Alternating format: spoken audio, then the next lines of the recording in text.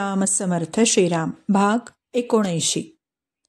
16व्या अध्यायामध्ये दैवी संपत्तीचं वर्णन करताना भगवंत अनेक गुणांचं वर्णन करतायत.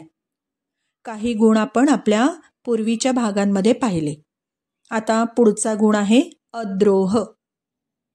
कुणी आपल्याशी वाईट वागलं, टाकून बोललं तर त्याच्याविषयी आपल्याला ताबडतोब उत्तर जरी देता येत नाही तरी मनामध्ये आपण सळ ठेवून असतो. त्याचा बदला घेण्याची भावना करणं हा द्रोह झाला. पण बदला किंवा दुसऱ्याचा घात न करणं हा झाला अद्रोह. कुणाचा घात करू नये, हिंसा करू नये म्हणजे अद्रोह. नातीमानता. नातीमानिता हा पुढचा गुण आहे. ज्याला अत्यंत मान हवा असतो तो असतो अतिमानिता या गुणांचा. अत्यंत मान हवा असणे म्हणजे अतिमानिता आणि मानाची अजिबात अपेक्षा न करणं हे नातिमानता झालं.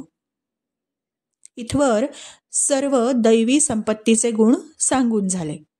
आता भगवंत अर्जुनाला म्हणतात, हे भारत, जो या दैवी संपत्तीने युक्त असतो म्हणजे ज्यांनी हे गुण अंगीकृत केलेले आहेत त्याचं निश्चित कल्याण होईल.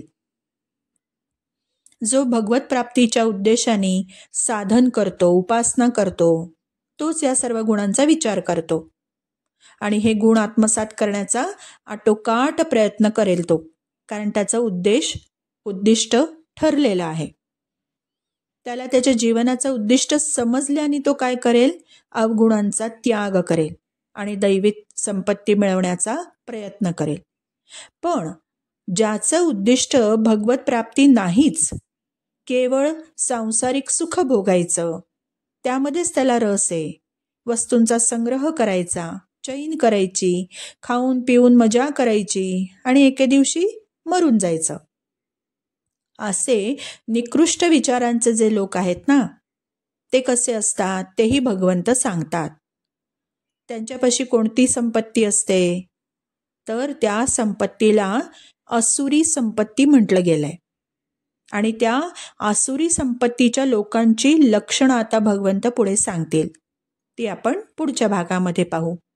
श्रीराम समर्थ श्रीराम.